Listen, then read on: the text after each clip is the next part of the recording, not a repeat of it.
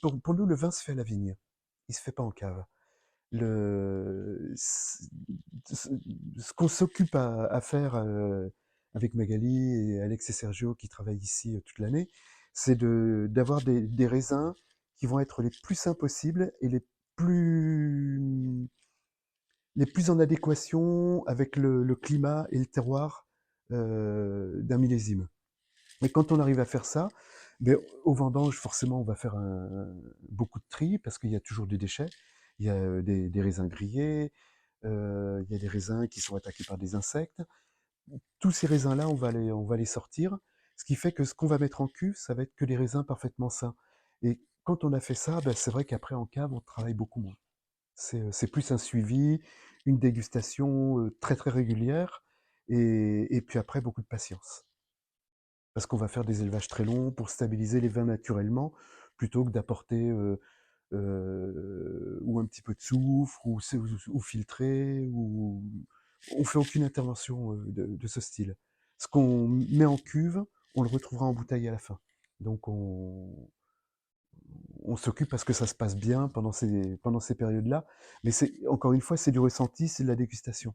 C'est pas d'interventionnisme à tout crin. On a une chance aujourd'hui, c'est que l'œnologie a fait des progrès énormes depuis le début du XXe siècle. Aujourd'hui, on a une compréhension des fermentations alcooliques, des fermentations malolactiques, de ce que peuvent avoir comme impact les levures et les bactéries au cours de l'élevage du vin. Tout ça, on comprend. Si on commence à le comprendre, on va rester humble. On commence à comprendre ce qui se passe dans la transformation du jus de raisin en vin. Et, et si on a un début de compréhension, ça veut dire qu'on commence à comprendre les mécanismes. Si on comprend les mécanismes, ça doit nous permettre de comprendre ce qu'on doit faire en amont, donc à la vigne, pour ne pas avoir à intervenir en aval, en cave. Et c'est le chemin qu'on suit avec Magali. C'est uniquement comprendre et essayer d'intervenir avant. Mais nous, c'est ce qu'on aime par-dessus tout. C'est parce que appliquer une recette à peu près équivalente tous les ans pour refaire le même vin, il n'y a pas de souci. Hein, c'est surtout pas une critique.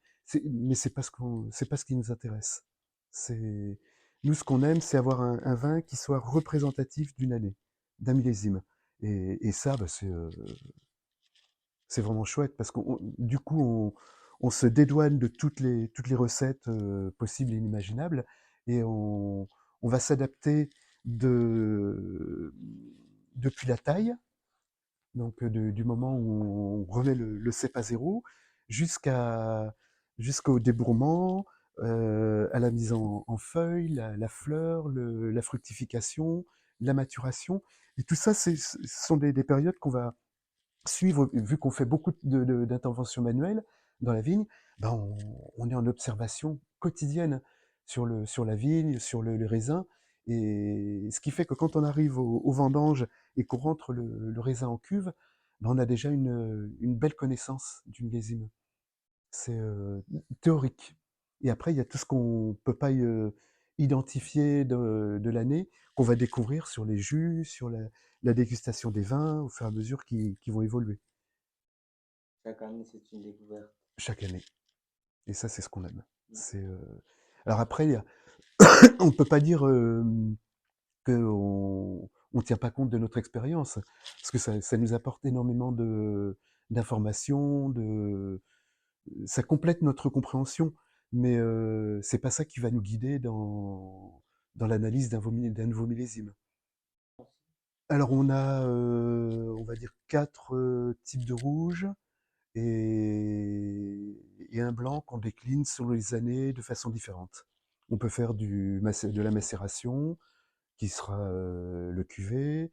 On peut faire un élevage dans le bois, qui lui sera de la badinerie si la fermentation alcoolique se termine jusqu'au bout, si ça on fait un vin sec, ou du badin si il reste du sucre résiduel. Et ça, c'est vraiment, on le découvre au fur et à mesure. Le, le- La différence entre badinerie, badin et cuvée, on le décide à la récolte. Quand on goûte le raisin, c'est là où on dit bah, cette année on va faire de la macération ou on va faire de la badinerie. Et puis après, après c'est la vinification elle-même, l'élevage qui va nous amener vers un type de vin ou vers un autre, entre badinerie et badin. Et puis après, on fait un petit peu de vin de voile, comme dans le Jura. On expérimente beaucoup. Pour les vins rouges, on a le pêche abusé qui, lui, est élevé en foudre. On a des foudres qui ont 200 ans d'âge, des foudres un peu plus récents. Et la durée d'élevage va être adaptée à chaque millésime.